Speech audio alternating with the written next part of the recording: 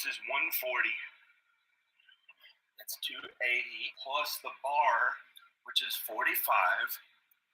That's 325. I think I'll stop with that today. That's pretty cool. It makes me kind of happy. The 325. But the real most important thing is our soul. So what I was talking about here about God and Jesus is what I was talking about here. I could sit down. The God and Jesus stuff is really what's most important. Follow God and Jesus. Believe in God and Jesus, and you'll be saved. Meaning, do God's work. Kindness to others. Forgive others when they're mean to you. Sometimes it feels like they're constantly being mean, and you have to forgive them as much as you're able to. It's not easy. It feels like all the negativity from them, and it's like you're supposed to forgive them. Try not to be mean back to them. It's not easy. And, my one thing that that's what I try to do my best to forgive others. And then if you really mess up here and there and sin and you know you sinned, repent. Repent meaning feel really sorry that you did that, but I don't have to right now. But I know I feel really sorry that you did me, but I don't have to right now. I did it for like 2 or 3 years. It was awful feeling because I'd sinned and I had to repent for it. And then it got better again. And then I feel better again about being alive and I feel okay. See what I looked like from that angle. I was looking this way. Did I look good or bad? Hopefully I didn't look bad. Who cares? That's just, that's not the most important. So is John awake here? Or is he just woke? The things that I like to enjoy. He's saying this stuff because he thinks, God's listening and he's going to go to heaven if he says this. But really our soul is infinitely more important. In heaven, Jesus never talks about the soul. He talks about the spirit. Nothing will be bad, and it'll be really amazing. Sounds like a gated community, doesn't it? Here on earth, it's okay. If you pay enough money, everything's going to be beautiful. So be kind, do God's work. What's God's work? This is John Birmingham. What is God's work, John? I love my kids. If you love your kids, why aren't you with your kids? Their mom. Why aren't you with your kids? Why have you been away for 8 years? Friends. Why don't you take care of your children? You're their father. You brought them into this world. You should be responsible. I'm just going to pray. I love my family the most, and I'm going to pray for all of you to be okay. Gee, thanks, John. Hope to God. God is with you, helps you be okay on earth by doing God's work and feeling. What is God's work? And getting to feel okay on this life, in this earth, and forever and all. What is feeling okay on this earth? What is it? Anything that's bad that we're not supposed to do. What is the things bad that we shouldn't do? Hopefully not be led into temptation. What is temptation? What is God's work? But you don't want to throw away the stuff that you have on earth that makes you feel happy. Well, what is that? Feels okay. Things you like just to get into heaven finally. You don't. Why? You just said that's the most important thing. Throw that shit away. The things that make me happy, like my bench press that I thought was so cool. That I did huge bench presses. That was one of the things that I worked hard at since I was like terrible or whatever. So it made me happy. So you don't want to get too sad that you don't get to do those things because it's only in heaven or something like that. It's here too. You can feel okay here too. But heaven's not on earth. Heaven's not here. Heaven is on earth. God made this. Everything that is God is God. God's everywhere. So, okay. Bye. This is John Birmingham. Bye. Check out more videos on my channel. I love Rowan. I'm Alan's mom. My parents, my sisters, family, whoever. Danica and my kids. How about Big Al? All of you are okay. Pray to God that all of you are okay on earth. Bye. And then heaven. Bye. Okay. In Jesus' name, I hope to God that all are okay. Amen.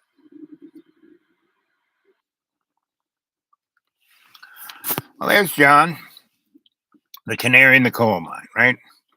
He's wishing, for magical heaven to save him, right?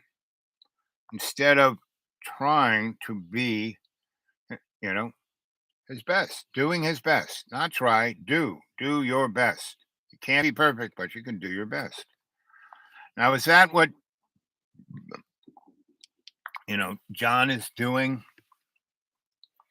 when he's doing the bench presses and more, you know, um, push ups than any other human being? So, what makes me happy is to be in the moment, right? And to see where I can do in every day and every way, taking the piece of the earth and making it stronger. That's interacting with people. Today I have no money. I mean, good morning, good evening, good afternoon, and welcome to Dreamy Dreamland with your Sensei Al Bob. And I now only have $1 left in my wallet to last until July 10th. Could you live on $1 in your, hi, I'm Kathy Struthers, and all these starving children in India. Please send money. Well, I'm not a starving child in India. And those starving children are there.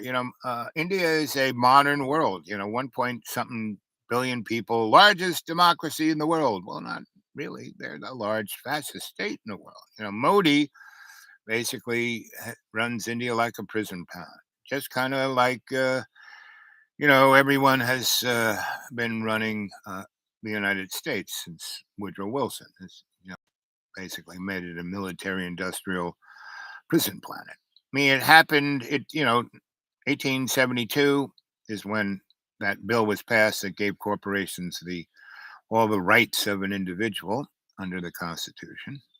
And basically, that's where we are, you know, living right now in our physical form, in our bag of water, in our avatar, which isn't real. You are not your body, gang, and you're not your soul. Your soul is your body is an avatar, and through your pineal gland, you send information in and out um, to your Akashic record. So your soul is like a Wi-Fi, right? The true essence of what you are is your spirit, because your spirit is what God is, right? The we and me, all our relations, right?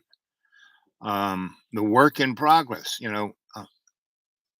Moses, when he was up on the hill hanging with the sheep, and then the burning bush showed up, they had a nice conversation. The burning bush says, you have to go set the Israel nation free from Egypt. Well, the movie version says, with Charlton Heston, has Moses, those, bad Egyptians had the Israel nation as slaves. No, they, Israel's nation were middle managers. They were bankers, lawyers, Indian chiefs working for the man, but they lived in night. They had slaves, and the setting free bit was that the burning bush wanted Moses to set the Israel nation free from its ego, right? Thinking about themselves. It's me, it's my body, it's my body. It's how big is my house? How flashy is my car? What's my ride like? Did I bench press 300 pounds? These are basically irrelevant. These are non sequiturs, and that's why John Birmingham is really, truly quite an amazing character actor in the story of humanity, because he is the poster child. He is that character actor. He's not the artist in the first person who's, um, co-creating with God's love. He's trying to play let's make a deal. I'll pray enough. I'll say these things on YouTube. Basically, God, if you look at where that word came from, It's like, an abomination, because the only true God there is, the only essence of the great maker is love's co-creation. And we, all our relations, we were back, Adam and Eve were up there in the Garden of Eden. That was all the relations. We were there with the animals and everybody. We were naked, had no, oh, I'm naked, who cares? We needed anything to eat, it was right there, right? But just don't eat from the fruit of good and evil. And what is the fruit of good and evil? It's our ego. Good and evil. I mean, John is a perfect example of the fruit of good. What happens when you eat from the fruit of good and evil? He feels guilty about everything, right? He can't, get out of where he's stuck. Now, when you are in your avatar, your bag of water, we're all stuck. I'm stuck. We're all stuck. But there's a difference between being awake and, 40% of the time I'm a moron. Right? But the other 60, I'm consciously aware of what I am and what I'm doing, and it's sprinkled in between. I'm not concentrating 40% of the time. I'm, you know, 60% deliberate. So I do something moronic, and I go, oh, look at that. Hmm. Learn how to fix it. Let's actually clean it. Okay. Okay. And once you have for a while, you can sense it and learn. And that's why we are in these character flaws. That's why we are stuck. Okay?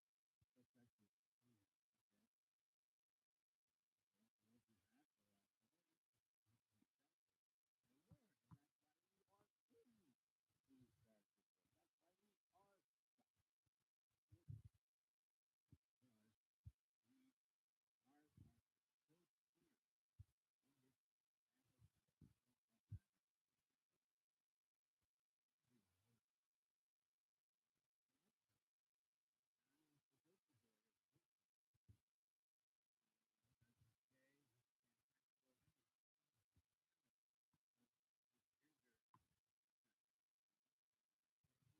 feels guilty and scared about it. Me, I'm just me.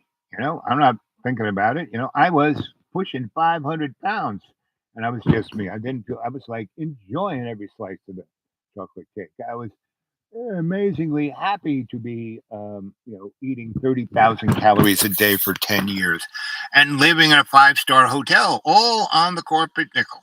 Didn't cost me a dime, right? And my dogs loved it. I was staying in these amazingly fancy hotels where, they had people wiping your asshole, not even a bidet, somebody, poor person from south of the border, had to wipe your asshole and took care of my dogs, and took them to spa. My dogs loved the doggy spa. And there was nothing wrong of any of that because all of that experience I realized was an experience, right? And then I died, right? And then I woke up on the gurney going into the operating room where they were going to crack my chest and do a quadruple bypass and cut my legs off, and then I'd really be dead. And I woke up, physically woke up. I was supposed to be not woking. I was awake. Hey, what are you doing? No, no, no, no, no. I'm not going to that operating room. And he goes, I can't believe you're awake. You've got more fentanyl. You should be totally unconscious. You should be half dead. Why are you talking to me? Because I've woken up. I'm awake. I am. There was Buddha on the side of the road, luminescent. Meditating on the essence of creation. And some traveler said, "Well, there's God. Hey, buddy," and pulled on Buddha's sleeve, and Buddha looked at him and said, "Yes." The guy said, "Are you God?" And Buddha said, "No." He went back to meditating. Then he pulled on the sleeve. What are you? And Buddha said, "I am awake, not woke. I am awake." That's what you, the folk, should be striving for, to do your best, to be awake. Awake, kids, awake. You know?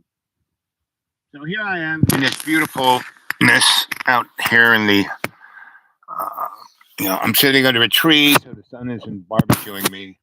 And I just wanted to contact you because I don't know if I'll be able to do it later. So, but I'll do it now because there's no one at my neighbor's place. And I'm just hanging off his Wi Fi. So, anyway, My other neighbor, who I'm constantly interacting with and helping, he has Wi-Fi, and he's too lazy to look on the box to see what his password is because his Wi-Fi kind of comes into my cave. I wouldn't have to, go a mile to my neighbor. But walking a mile or driving in here when I drive back from someplace is not as bad as having to drive 40 miles. Right? So that's I was just looking at John's thing, and he's going on about it. So the only time John talks about his churchy thing is when he feels guilty. He feels guilty about totally. I mean, what he's doing with his kids. If there really is a transactional dynamic to deal with God, ooh, baby, right? But my understanding is there is no sin per se. That is a business plan of the Holy Roman Empire to transactionalize your essence of your spiritual experience. And there is no such thing. Your spiritual experience is between you and the great maker, you and all our relations, how you treat them. And John was going on about the ant that he stuck into, um, peanut butter because, he thought it was being homosexual towards him. Really? Hmm. I mean, that's a nice little thought for a cartoon motif. I was just looking at, everyone should go take a look at Disney's Pinocchio, right? Made in the 20s. And that is one of the best metaphors of the Holy Roman Empire I ever seen.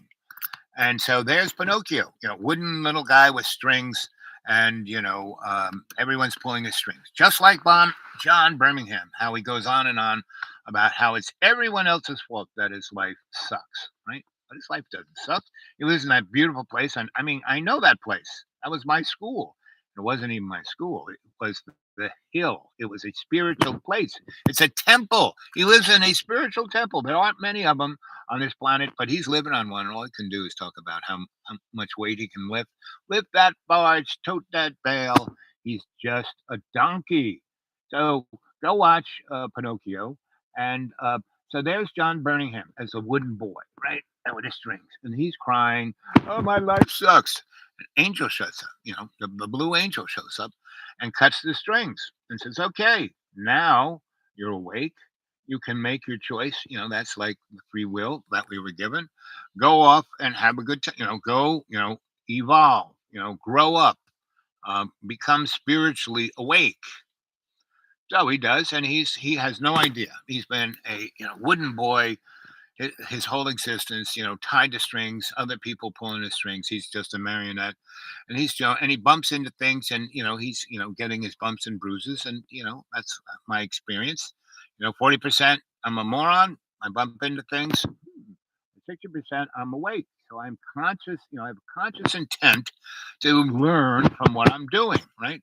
I in every day and every way, I take the piece of the earth and make it stronger. When I wake up, I am in screaming pain every friggin' morning. And that's the prayer I go on.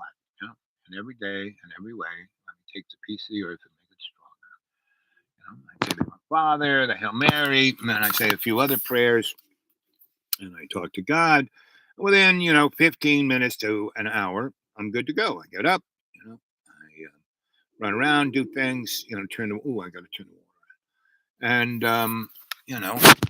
that's being kind of awake to what you got to do, what it is. And if you know what your 20 is like, where your feet are at any minute, you step. You can have, for years and still today, I have perfect timing, but I have to be awake for that, right? I have to know my 20. I also have to know my 360, what's going on around me, right? Now, John Boy, he's living up there in, one of the most sacred places on the planet.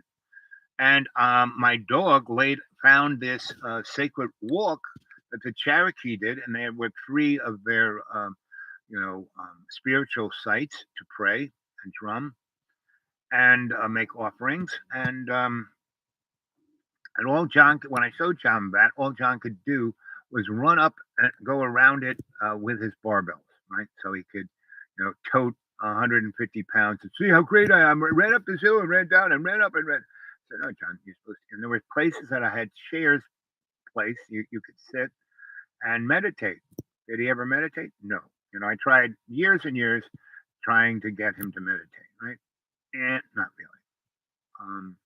And people go, I can't meditate. Well, no, you quiet your mind, you quiet yourself, you stop thinking about yourself, and you breathe deeply, right? Because when you do that, it changes your body chemistry, which aligns you alchemically to the photonic energy that animates you, which is your spirit, right? And you can communicate with your spirit, right? Instead of just being, oh, I look terrible. Oh, look at these shoes on me. Oh, look, I colored my hair different. No, that's just living in your bag of water, right? Living as an avatar, living as a donkey. So go back to um, you know Pinocchio. So there he is, bumping into bad boys, rude boys, this that, and they scam him and get him to do things. And then he bumps into Jiminy Cricket. And who is Jiminy Cricket? What's Jiminy Cricket's abbreviation? JC. Jiminy Cricket is Jesus Christ. So you should go watch Pinocchio just for looking at Jesus Christ. Because Jiminy Cricket is the best physical representation of what Jesus Christ is within the construct of our unconscious woke self as a meat puppet, right? Take a look at that. And so then they go to adventures, and even Jiminy Cricket gets frustrated and annoyed, and so take a look at that, right? And so they go to, and then they get to the carnival place where everyone's having a good time, having sex and eating and gorging and games and making fun of each other and just having a good old time. And then they go into this fun house. It's kind of scary, and they see all the demons that are behind that material world. So John is a perfect example of Pinocchio going into that scary house because he's always got these demons in him, these bad thoughts, these things that just, for a good 3 years, I said, John, you don't have to listen to those bad thoughts. Just push them out of your head. Have good thoughts. Good thoughts bring good words bring good actions bring good outcomes. Anyway, John had for at least 2.5 years, 3 years, he had me as, a teacher. Did he? No, he just saw me as a commodity.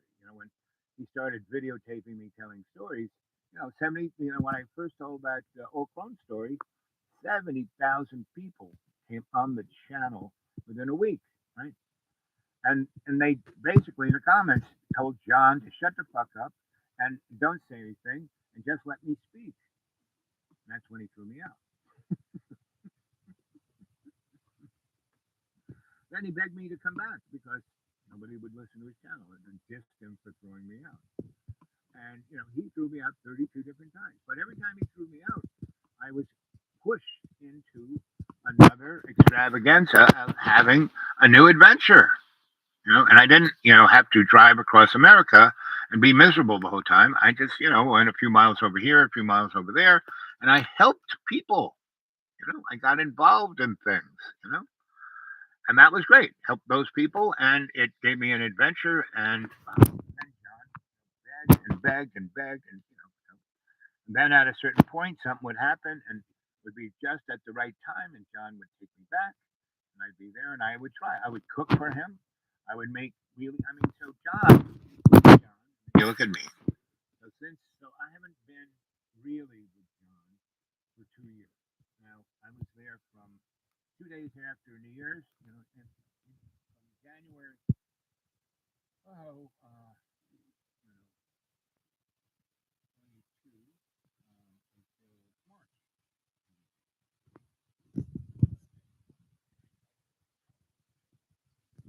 And all he did was, get upset and jump up and down and scream and yell at me. And we were stuck up there for a month because we had this big snowstorm. We just couldn't get down.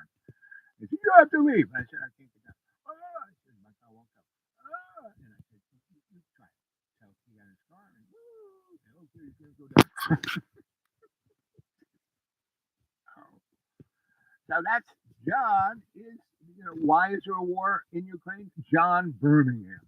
Why is children starving in Yemen? John Birmingham.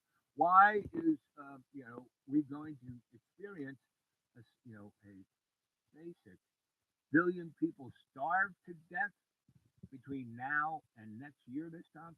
John Birmingham's to blame. Blame John.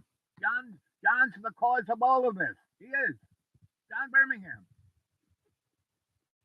It's his fault that you're going to go experience living in a cauldron of fire.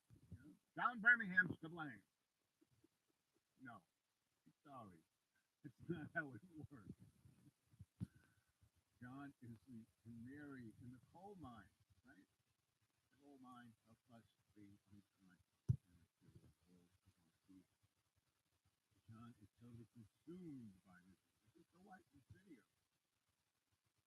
And, if you're living in a cauldron of boiling fire, right, and the devil is just poking you with his pitchfork like you were a weed, it's not John Birmingham.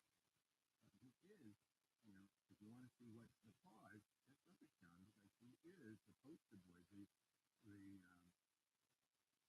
canary coal mine, and what truly amusing is that I just wish I could die. That's never happened in John's like in his 40s. When I was in my 40s, look at my, I have a book. I'm always carrying my photos. That's the interesting thing is, I did all these amazing things. So here's, an art piece I did at the Whitney Museum of Art at the Whitney Annual, right? Here's another one I had. And so, I could have, here's my, so that's what I looked like in my 40s. Right? And that was my girlfriend, Beth. And she was my girlfriend from when I was, we were both went to Juilliard, right, in our 20s. And I knew her, between 20s and 40s. We had this, she was my first affair to remember. So we kind of sparked off when we were at Juilliard. And I was only there for, a little less than a semester, about 4 months. And I just was having a great old time because I already was working I was already NABITH and IATSE and Local 3. Meaning I was already in the three major unions you have to be really successful as a lighting designer slash master electrician slash director of the physical set design stuff. A Best Boy, that's what it's called, Best Boy. And I was already doing that. I was doing that at 19. So there's Beth and I. And so every time, and she stayed in New York. She came from the Midwest, and she stayed in New York, and just was working on her dance career, right? And we met in Charles Orff's dance class. So that's me at age 40. That was Beth, my girlfriend, and so we would be together for as long as we were together. There was no, oh, this is it. Oh, my twin flame. Oh, blah, blah, blah. No, but it was great, right? And we had the best, we just always had the best of times. We were best of friends. That's really what we were. And we just, had a good old time. And I would go away and she, I would come back. And if I came back and she had a boyfriend or she was into something, then we were just buds. But if I came back, it was like a Venn diagram. We, swing around. And so that's what I looked like at about the same age John is now. Right. And here is my art gallery. Well, not mine, Lewis and Yuri's and mine. It's called Sixth Sense. And this guy was one of the people who started MTV. Right? And Michael was very. He also was an electrical boy. He also was a. He and I were the two youngest master electricians in New York City. Right? Here's some more boys who did collaborative artist projects. There's what's his name? Alan. He's like a big time professor at NYU. This guy is at Oxford. This guy is like rich guy, God knows what planet. So here are folks of the Living Theater, which I was part of, right? And here's Judith Molina, right? And this is Living Theater again. And I was their best boy, their lighting designer, their everything. Right? Here's this guy. He was Chipmunk at the Phil Maurice. When you hear the album of here's Detlef Paul and Dog Boy. These are two of my 128 godchildren. That they were about to do something really stupid and probably end up in jail for the rest of their life or be dead. And I just grabbed them and said, "No, you're going to work for me." So I made them, electricians. Now Detlef Paul became a great electrician. Right? Dog Boy actually, because he was my help. I mean, he for 2 years slept, at my feet. That's why he was Dog Boy. So here is me, and that is Carrie Shea. She is a political operative, and this is Sarah Ferguson. She helped start Brooklyn Academy of Music, and here's me. And I was in their lives for a long time. Here we are, our theater group doing The Wisdom of the King. And this was our abandoned building school that we did art things in. And here we are in the United Nations. There's, and this is I did one in 1973, and then we did one in 1983. This is 1983. And this guy was an African king. He's big dude in the UN, part of the CFR, part of the Trilateral Commission. And so I don't know if you ever heard of Brown, who pretty much reinvented, um, you know, 0 point energy, wireless transmit energy, and flying saucers. And that's this guy. He worked at Area 51. And here's another guy. He was one of the main dudes of cold fusion. And we were working on a thing that we called etheric fusion. And what that is today would be considered quantum fusion. So here we are, and we're doing one of the first World Wide Web, like a Zoom conference, right, in 1983, right? And there I am. I'm like the stand-up comedian in Ukraine, right? Everyone's wearing suits. This guy you can't believe how old he is, but he's a Nazi. I mean, not like acts like a Nazi. He was in World War II. He was part of the Kepler group, meaning the guys who invented flying saucers. And so he was there at our little thing. And he came up from South America to be part of this conference. And so everyone else has got suits on. Me, who's running it, whose idea it was, who got everyone together, there I am, right? Right. And so, I took pictures of everything to tell people that you did this. Now, this guy, he was like Satan. I mean, he really was. I mean, but Satan's not a bad guy because he is God's most loved angel, right? I mean, when you think you know what the Bible is telling you, it's like forget about it. You don't know the story, right? Let's see.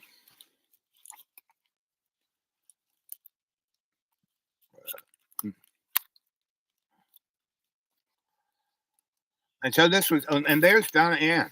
So she was part of this. There she is, right there, my sweet Donna Ann, my first wife, right there, wearing one of my Hawaiian shirts.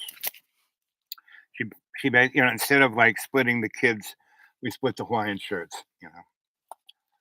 So here's Preston Nichols, the guy who wrote the book Montauk Project. So I knew those guys when they were getting their heads flashed. And here's that guy again, who hung with Brown and made flying saucers, right? Garrick Beck, son of Judith Molina and Julian Beck, and one of the founders of the Rainbow Gathering, which is going to happen relatively soon in Colorado. This girl was head of psychology at NYU, quite astounding person. She hung out when she was youngster with Margaret Mead. And we would just put our little, I had this wooden frame as a proscenium, and we would basically do Japanese Shinto um, shadow theater because we could really make some amazing imagery and not have to have all kinds of costumes. I mean, we had costumes, we had our characters, you know, it wasn't all behind the screen, but good part of it. So there's me. This play is called The Wisdom of the King, and there's me being the king, you know. And here is a thing I helped put on for 5 years in New York City in Central Park called um, Universal Peace Day. And it was a thing that went for a week between the time we dropped the bomb on Hiroshima and Nagasaki. And so these guys here are Shinto priests. And the tallest one was my master, who was a little boy when they dropped a bomb on him. And here is a girlfriend I had who is smartest human in the world. If you ever seen a Pixar movie, there's that little lamp, right?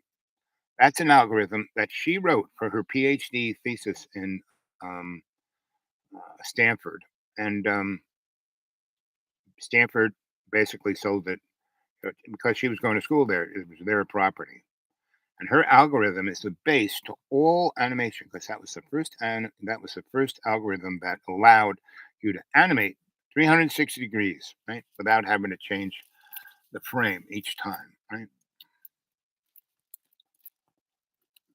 Uh,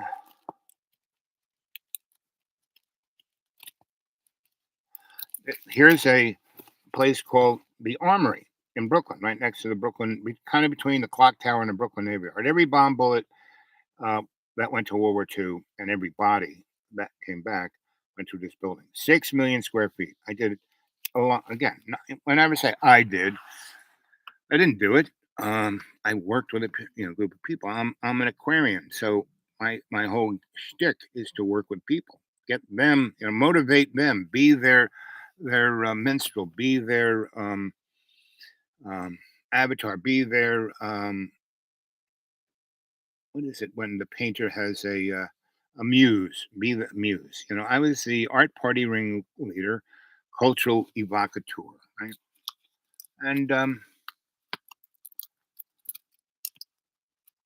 And so I left New York and went to Cornell, and I met grandfather David, and I put on a rainbow gathering in Trumansburg um, at the Iroquois Nations. They have a pretty sacred spot right at top of the hill, looking down into Seneca Lake. And so this was the spot they took me to. So you can have your gathering here. It's private. We're private. We're a separate nation, and we give you permission. So I mean, it's basically big farmland. This was all dairy farms, right? And I helped them stay. The nuclear industry wanted to come and use federal, um, take your property through eminent domain and turn this beautiful place, sacred place, into a nuclear waste dump. And we stopped the federal government from doing it. And you can do these things, right? And here is one amazing, gigantic bonfire. These are gigantic trees that had fallen down in a tornado. They kind of in our way, so we chopped them all up like 8 foot long. I had a tractor. I went in, loaded them, and stacked them up 16 feet high. We had one, and we danced and we drummed. And so here's the gathering coming together. We built these roads. And here, this guy, he's from San Francisco, and he is like my doppelganger. He's a local 3 electrician. His name is Al. And people would, one of the things about being in local in the IBEW, you can go anywhere in the United States and work as an electrician. You may have to wait to get a job, but at least you can get one, right? And you still get, they give you a little money and they pay your dues and all that kind of stuff. But anyway, he would come. He stumbled into me back in Pennsylvania, and I would have these. I would be part of CALM, Center for Alternative Living Medicine, and I would have my healing temple, which was far away. And when people would be totally whacked out on acid or had bad PTSD or whatever, I would take care of that, right? And so I would have these bevies, beauties, always kind of, oh yeah, we love Al, and he would come around June now. I'd be there from June early. He'd be there, that's June is setup camp, seed camp. And he would show up and he would help where he could. But he would basically, out of the bevy, one would always rise to the top like cream. And that would be the girl I was with, right? And he would take the rest away and he would have like his harem. Now, these girls were not my harem. They were my adepts, right? And we were doing stuff. So when this occurred, you know, and he took everyone away, the cream of the cream was this young lady here. And she was part of Pat Benatar's band. And here she is right here. We're driving in my truck at night and I'm wearing sunglasses. And here she is right next to me. And here's her son. And her son, so she was Apache and Irish and other things, and her dad, her son's dad, was Navajo. So this kid was truly touched by spirit and freaked everyone out. But he and I, so that's why she liked me, is because I could hang with her son, and he would be human instead of spirit, which is most people hard times. And so she loved to control. So I was running this thing, and I just put her in charge, and she did a great job. The people would come to me. I'd say, just ask her. And so here's the mud people. It always rains at gatherings, and there's always mud. So there are a lot of people who have a mud camp, and so there they are. And here is I stayed in this place for a whole year from March of 80 of 89 to the spring of 91. And this I'm totally surrounded by hawthorn and blackberries. So anyone who tried to get into my little thing without coming through my front door, they would get totally ripped up. So there's my truck, and I had a shamanic covering on it because it was there for months on end. It started up every now and then, and it would start up, hopefully. But we also had intense hailstorms, and this kept the windshield from getting smashed. Do, do, do, do, do. Again, here's the beautiful before the people show up. And so we let those fields go up. We didn't put cows in there. So these are all full of healing, elecampane, golden seal, every kind of healing herb you could think of was growing in these fields. And I went to the county and the state and told them, "Hey, listen, I'm the facilitator of this gathering. You can't tell us not to have it, but I want you to tell us how you want us to do it." They almost started to cry. And that is the secret of working with authority. You work with them. You don't fight them. You work with them. So, it's not a let's make a deal game. It is, service to love's co-creation, right? So that's what I tried to do with John, because I saw a great potential in John. I still do. That's why he's still my friend. I care about him. I want him to do his best. But he's letting the demons get a hold of him. He likes the demons more than he used to, because he lets them constantly manipulate his life, right? And so, and then he feels guilty, and then he goes on the YouTube and talks, like he just did today. Right? So I don't know what he did, an hour or two before he did that show. I don't know what he did yesterday, but it's you can tell he did something nasty because he's trying to make up for it.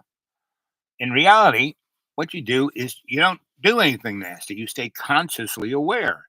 Now you're a puddinhead and you make mistakes. Okay, that's fine, right? Learn from them, right? And if you are, you are navigating your life to be your best. That's all you got to do. Just navigate yourself to be your best. Let's see how much juice I got left. Not that much. Anyway, been doing this for 45, you know, 24 seconds left. Um, Come on. I have one donkey here. Let me show you. Do-do-do-do.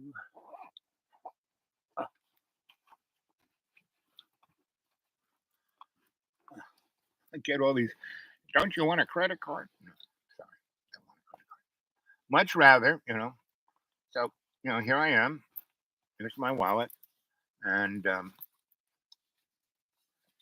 this is all I have until the 10th of July. That's it. Now, there are a lot of dandelions on my front lawn. That's what I'll eat because they're really good for me. And I got a lot of them. Every time I pop one off, a day or so later, another one takes its place. So that is the dynamic, is to be in balance with your life. And that's with all our relations, the plants, the animals, and the great maker. We are not any better than anything else. And if we serve love's co-creation, and in every day, in every way, we take the piece of the earth and make it stronger. And we do our best to do that. We don't try, we do our best. And we're not perfect, so you can't be perfect, but you can do your best. And that is my basically statement to say, hey, come on, do your best. And part of that, send me a nice gift to my PayPal. When they ask you, who is it? The Dude Awake 42 at Gmail, Dude Awake 42 at Gmail, Dude Awake 42 at Gmail. And if you want to talk to me, Dude Awake 42 at Gmail. You want to send me a picture and people have of their arm and their hand, I'll give you a reading, right? Dude Awake 42 at Gmail. You got any issues you want to talk about? Dude Awake 42 at Gmail. If you live in America, Dude Awake 42 at Gmail. Give me a phone number. I'll give you a call. We talk. There are a lot of people I talk to. And if you're in foreign lands, let's see who's there. Anthony, where you been? You've been out of contact. You've been, what do you call that? When you're ghosted. You're off the radar screen. Missing in action, right? So, have you been watching any of these shows, Anthony? Have you? I see that you watch John's shows. So, give us a nice encapsulation of what you think the difference is. Let's see. I will,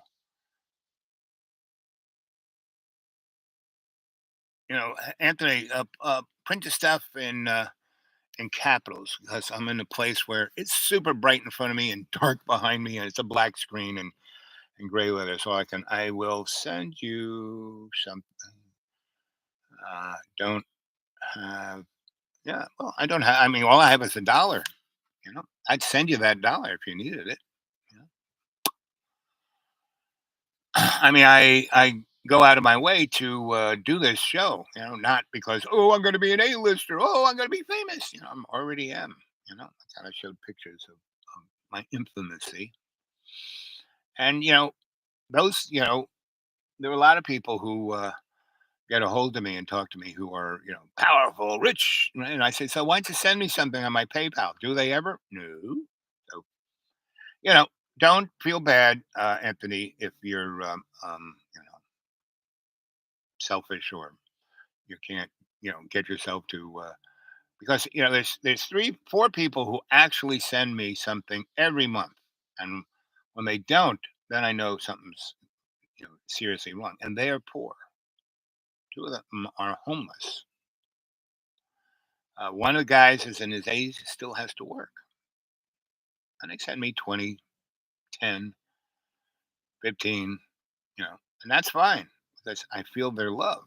I understand. They have nothing, and yet they send me 10, 15, $20. Right? And so money is just a tool. It's just a thing. And if I don't have the saw, I use the mat knife. you know I never worry about my physical substance, because what's the worst thing that could happen to me is that I would die, and I've already died 7 times, so I kind of know what it is. And then when people, oh, I just want to die, well, they don't even have a clue what it is. They wouldn't be saying that. And I've been very blessed to come back, because every time I die, they said, well, I go, good, I'm dead. I just want to rest. I'm tired of all this. And they go, well, you've been doing a great job. You've done 89% of what you came here to do, and you got 11% left. And sure, yeah, we'll let you come, and yeah, you can rest for eternity, but you'll have to go back into the wearing blend of karma, and God knows where you get popped out. But if you go back now and can keep working at it, do your best. It's all good. That's how it is, right? Even though I wake up every morning in screaming pain, I've learned that that pain isn't bad. I can deal with that. And I wake up. I wake up like this, and oh yeah, and I do a few you know points on my body, which enable me to kind of unlock certain muscles so I can move a little bit. And I expectorate, and I meditate then, and then I'm good to go. So um, the thing is that none of this material crap matters. I don't mention, hey, send me PayPal. I mean, I watch other guys. I mean, I have a thread. I watch a number of YouTubes, not beginning to end, just kind of zip through them, because you put your finger on the little bar at the bottom and just zip through the whole show, all 40 minutes or 5 hours, and it goes, and I can see energetically, oh, I want to stop here and watch this for a minute or two. And there are guys who basically, it's like Jerry Lewis. It's a telethon. Thor is a guy who's pretty good. And he does. His every show is a tele. He needs to make 2,900 bucks a month, and so every show he does every day, he goes on and on and on about that. I would say half the show is, here, this is my pay. He's got 20 different ways to pay you or pay himself, and but he does a pretty good job of looking at the weather in a way that I would look at. I mean, the effect of the sun, and there are other things that the weatherman never really talks about. Just says the barometric pressure, what the temperature is, this, that, and the other thing, but doesn't give you a very interesting motif. Another guy who does a pretty good job at that is Oppenheimer Ranch. Diamond. He does a pretty good job. So anyway, as a number of my cadre, or my more than my cadre. Anthony, you're part of my cadre, but you're not an adept. Um, my adepts constantly make comments like, "You're doing a great job," because I'm not being gotten rid of, but I'm just being kept down on the farm. But the other thing that the powers that shouldn't be, and I'm sure they realize this. Every show I do in a shamanic sense. And so if you come and watch the show and kind of open yourself, you can feel that shamanic buzz. You can get that connection, right? You can see your Akashic record. You can see past your mud puppet. You can see past your avatar. You can see past your soul. And then you can go consciously into your super conscious mind, the sanctuary of your own choosing.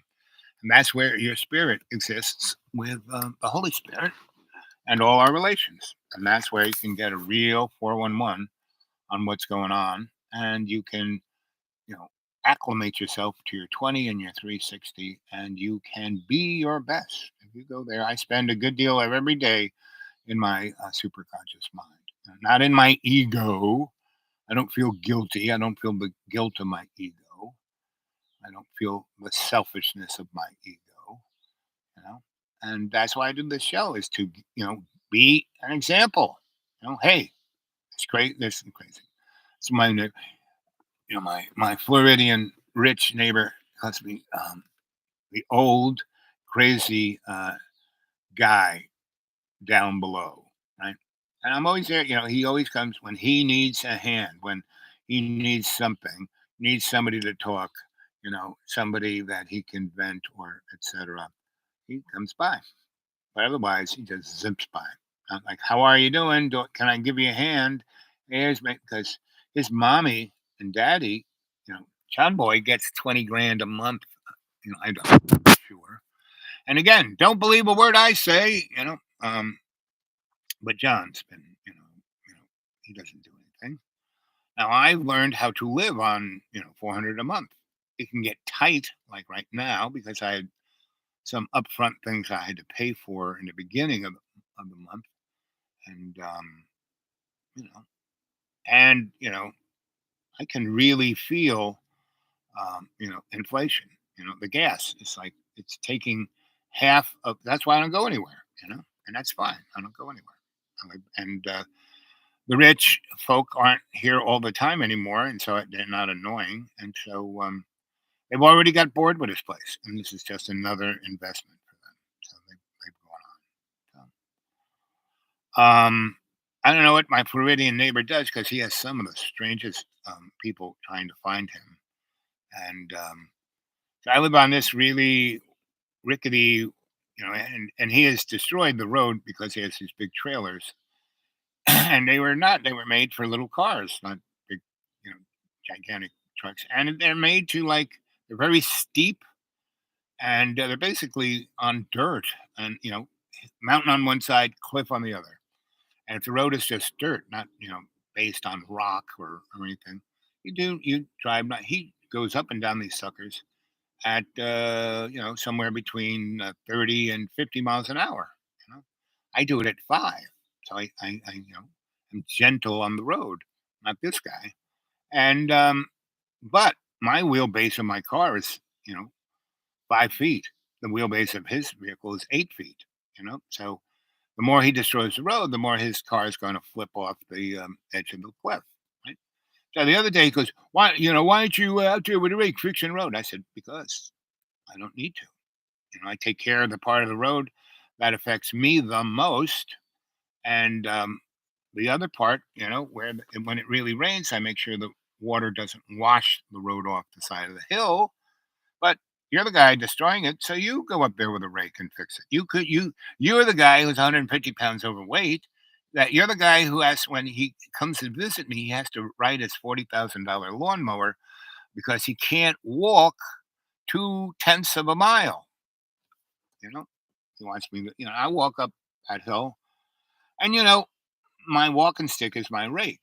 So if I walk up here to talk to you guys, I have my rake, and if there's something that needs to be navigated, I'll make a little this and that. And that's what I was. So I wasn't doing a big job of the upper part of the road where it's really steep, but because it hadn't really rained, well, it's going back into its rainforest mode. So we had, if you watch yesterday's show, this storm came in and it was like, I was lit up like I am now, and then it became black. And the thunder is like, and it wasn't, the storm wasn't above me, but it probably dropped 4 inches of rain in 3 hours. And, it did a number on the road. And so somebody came to up the road last night. And because he's turned his place into a military compound, so he's got a big gate. So and he locks even when he's there, he locks it. He used to get annoyed when I just had a little string across it, right? So he's got this big gate with chain lock, blah blah blah. So people have to come and so they see that and they turn around and there's no place to turn around there, so they had to back up. So this guy was backing up and he hit where this guy has washed the road away, and he nearly went off the cliff. it's about 10 o'clock. So,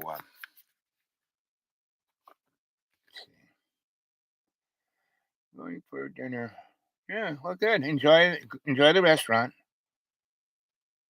Yeah.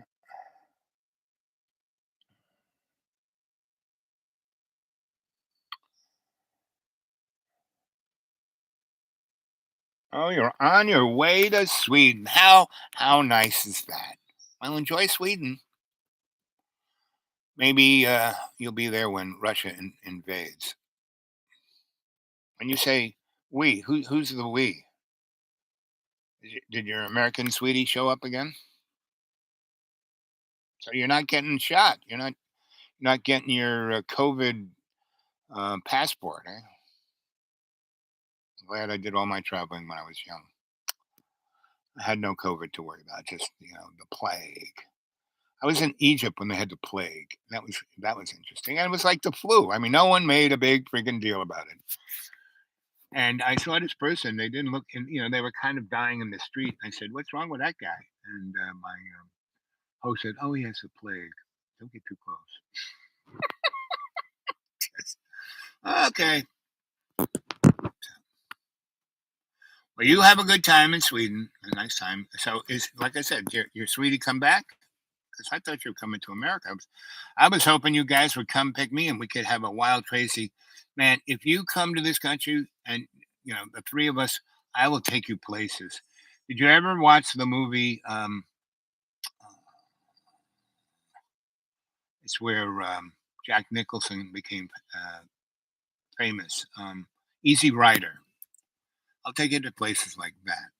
I'll take you to places because what's truly amazing about time and space is that there's always that place that is special. That's amazing. That is like off the beaten path. That's where the deep green was at until the Floridians and the Californians and New Jerseyans and New Yorkers and Maryland's and showed up. You know, oh, I had to get out of my state. It's terrible. I can't stand those people. Oh, the life there is so bad. Well, they brought it here. It's truly amazing. I mean, before they showed up 2.5 years ago, because we had this was a small, small, small farm community, and there's only one road that you can navigate around this gigantic lake, and it's a county road. It's not even a state road.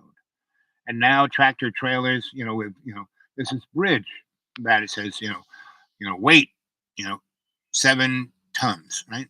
Well, they're taking these gigantic dump trucks. I don't know if you've ever seen the ones that are like 40-yard dump truck of stone, of like, road base. It's because they're building all these gated communities. So they're chopping all the trees down and putting squiggly roads so they can put $500,000 lots where people can build $6 million houses. And all those people are like the Russian oligarchs. I mean, they're just laundering their dirty money. And that's, Putin's just a bag man. And the oligarchs are just the handmaid's tale.